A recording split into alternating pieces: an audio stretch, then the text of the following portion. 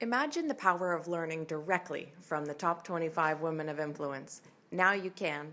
These remarkable women are the inspiration behind a new series of courses developed in partnership with the Queen's School of Business to help aspiring and accomplished women grow, learn, advance, and succeed together.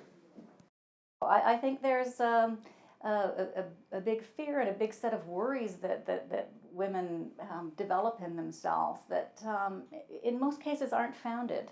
Uh, Women have spent lots of time in school to prepare themselves for careers and whatever they want to do in the workplace. And they have no reason to think that going for the big jobs is going to be too difficult, or that having a family and having a senior position and being in an influential role is going to be too hard. There's no reason to believe that. I think it does come back down to, if you believe strongly in what you're doing and you're clear on the position or the policy or the direction that you want to go, stay true to that direction and continue to try different ways to communicate. But ultimately, if you have to do what you have to do to get it done, then go do it.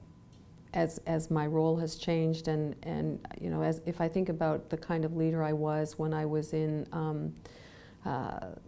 corporate credit, it was a small team and it was focused on large transactions, and the bank was a different bank in those days, and it was really just about working intensely hard to get the deal done and not really thinking a lot about how I was treating others or my communication style. And then, so when I moved into HR and communications, and HR people are notorious for giving feedback, lots of feedback.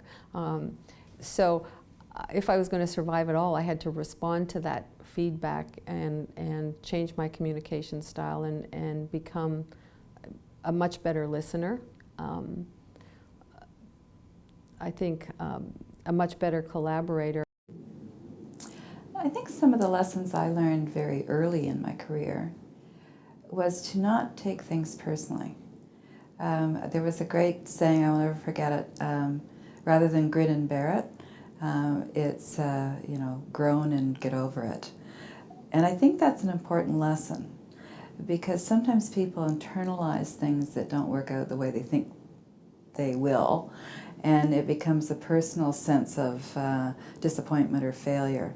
So I learned very early not to grin and bear it, groan and move on, and be persistent in what I was doing. And I think young people in business especially, need to understand that, because there will be things that don't turn out the way you think, but they may lead to the next best thing. So that, you may turn the corner and there's something better around the corner. And if you stop at the stop sign and give up, you won't make it around the corner. If you're inspired and ready to advance your career, ask about our course designed around the lessons from Canada's top 25 women of influence.